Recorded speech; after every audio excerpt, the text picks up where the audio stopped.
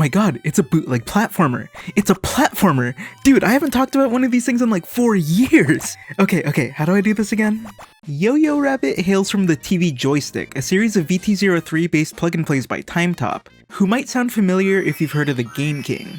This game is a very loose port of Tiny Toon Adventures Buster Busts Loose for the Super Nintendo. And by very loose, I mean that they essentially cut Buster out of the game and stuck him into their own hellscape. While I've never played the original game, I have my doubts that it controlled like this because this is atrocious. This is really bringing me back. The controls are so stiff and unresponsive feeling. The jump arc is like 1,000,000 years long, and yet it's barely sufficient to make it across these gaps. And this kickflip move that you need to take out the enemies also just kills all of your momentum. But also lifted straight from the source material, you're able to run by double tapping the direction that you're moving in. This puts Buster in a practically invincible state where he's able to plow through enemies and run up walls, so long as he doesn't run out of energy.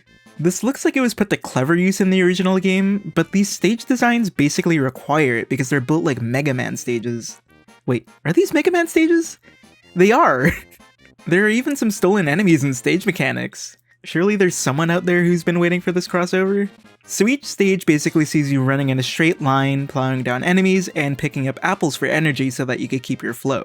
Once you get the hang of it, it's honestly not the worst thing ever, but it took me way too long to figure out. This game is definitely at its worst when you've run out of stamina and need to trudge along and use the kickflip. At the end of each stage is a boss, and the music that plays seems to be a demo song from the UM6578 development kit? Interesting.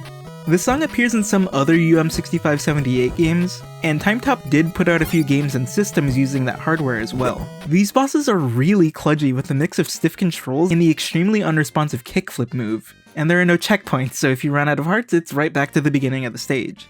I'm kinda conflicted about this one. I mean, it's terrible, don't get me wrong, but it's just so different from everything else we've seen so far. It's so much higher effort. I'm not kidding, it felt like I was sent right back to 2018 while I was recording footage for this. Right down to the save state abuse.